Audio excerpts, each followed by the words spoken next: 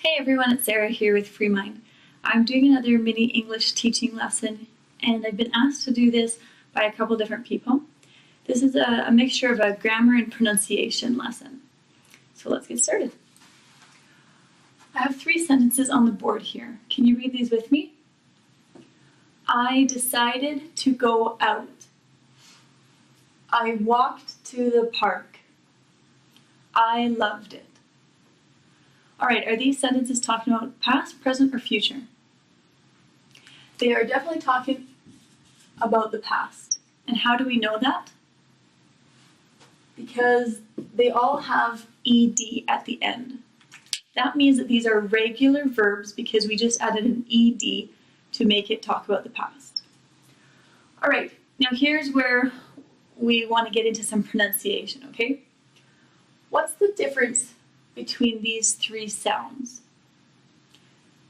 Decided, walked, loved. All right, before I answer that, I'm going to put them into a little chart to see if you can figure out the difference for yourself. I'll put decided over here. I'll put walked is over here, and loved will be in the middle. Okay, now if I add a few more verbs, maybe it'll help you figure it out. Decided, waited. Walked, jumped, prayed. Again, oh my goodness, I can't believe I did that. There's an I there. Anyways, all of these are regular verbs, so they all have the ed. But when we look at the ending of these verbs here, walked, jumped, what sound is at the end? Walked. T, t, t. We have a t sound. Okay? Now, what about here? Loved, prayed. What sound does the ed make? It makes a d sound. And finally, when we say decided, waited, what sound does ed make? It makes an extra syllable, so it makes an id sound. Decide is the base verb, and decided, we add an extra syllable. Now, there is a rule for this, and you can easily figure this out if you don't know it intuitively.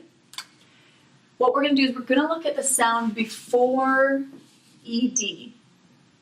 So the sound before ed, they are voiceless sounds, which means if you put your fingers on your neck here and you go, there's no vibration.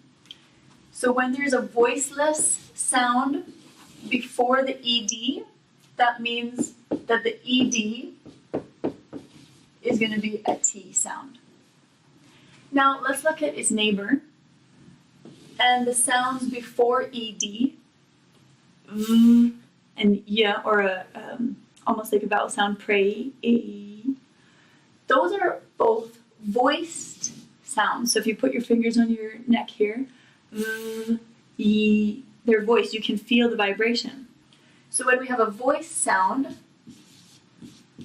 the ed is going to be a d sound. All right?